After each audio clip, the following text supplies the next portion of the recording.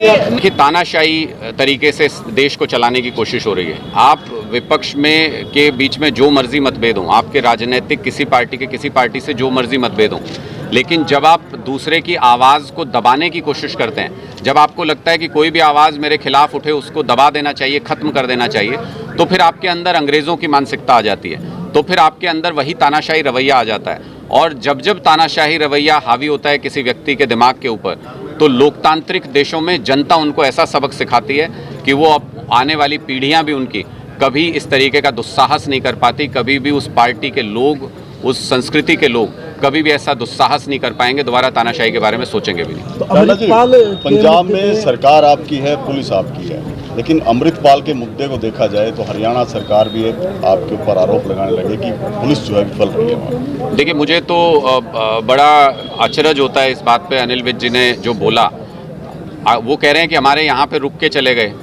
और हमने फिर उसके बाद पंजाब पुलिस के पास एक सूचना भेज दी उसके वहाँ से जाने के बाद। तो हरियाणा पुलिस का खुफिया तंत्र भी तो पूरी तरह इसमें फेल नज़र आया। हरियाणा पुलिस क्या सहयोग कर रही है जब केंद्र की एजेंसी, जब पंजाब पुलिस मिलके एक देश के खिलाफ इतनी बड़ी साजिश को बेनकाब करके बिना एक गोली चलाए हुए इतना सक्सेसफुल ऑपरेशन पंजाब पुलिस ने जब किया, पूरा नेक्सस ख़त्म कर दिया वहाँ से। तो ऐसे व्यक्ति को अगर हरियाणा के अंदर वो आया, यहाँ पे रुका, किसके सहयोग से रुका? हमें तो पता चला कि कोई सरकारी अधिकारी सरकारी दफ्तर में थे, उनके रिलेटिव के यहाँ रुक के चला गया वो।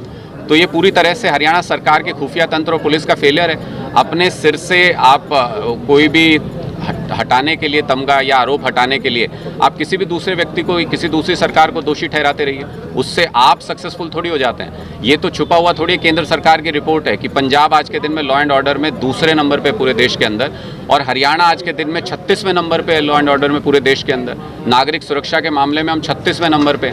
तो यहाँ तो अनिल विज जी को मुझे लगता है कि वो डिपार्टमेंट ठीक से चला नहीं पा रहे, सेहत कारण है या कोई और कारण है, वो डिपार्टमेंट ठीक से चला नहीं पा रहे। या तो उनको डिपार्टमेंट छोड़ देना चाहिए या थोड़ा राजनीति से परे हट के सामाजिक काम में आ जाना चाहिए, क्योंकि जो जिम्मेदारी उनके पास है वो निभा नहीं पा रहे हैं ठीक से। अनुराग जी, हरियाणा में आम आदमी पार्टी अकेले चुनाव लड़ेगी या किसी के साथ समझौता करेगी? आम आदमी पार्टी हरियाणा की जनसंख्या के साथ समझौता करेगी। आम आदमी पार्टी हरियाणा के लोगों के साथ समझौता करेगी, देश के 130 करोड़ लोगों के साथ समझौता करेगी।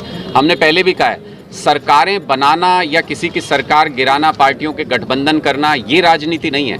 लोगों तक अपने विचार पहुंचा के, उनको अपने विचार के साथ जोड़ के एक बड़ा इनकलाब पैदा करना, वो बदलाव की राजनीति आम आदमी पार्टी उसमें यकीन करती है। आम आदमी पार्टी के नेता अरविंद केजरीवाल जी आज के दिन में देश के सबसे प्रतिष्ठित, सबसे पॉपुलर फेसेस में से एक हैं, जिनसे लोग जुड़ रहे हैं, जिनकी नीतियों से जुड़ रहे हैं, और हम हरियाणा के अंदर हर चुनाव अपने दम पर पूरी ताकत के साथ लड़ेंगे। मनीष सिसोदिया के मामले पे क्या कुछ कहना चाहेंगे आप, जो जिस तरह से हो रहा है? देखिए, ये बौखलाहट है भारतीय जनता पार्टी की। जब आप ज़मीन पे लोकतांत्रिक तरीके से ख़त्म होते चले जाते हो, तब आपके अंदर ऑटोमेटिकली तानाशाही रवैया आ जाता है। आपको जाती हुई कुर्सी किसको अच्छी लगती है, लेकिन कुछ लोक लाज में लोकतांत्रिक मूल्यों का सम्मान करते हुए उसका लोकतांत्रिक तरीके से उसका सामना करते हैं, और कुछ लोग जो कायर होते हैं वो तानाशाही तरीका अख्तियार करते हैं, लोकतांत्रिक तरीके से मुकाबला नहीं कर सकते, तो वो तानाशाही रवैया अख्तियार करके पुलिस के दम पे, एजेंसियों के दम पे सरकार चलाना चाहते हैं। लेकिन वो ये भूल जाते हैं, अंग्रेज़ों को भी यही गुमान था।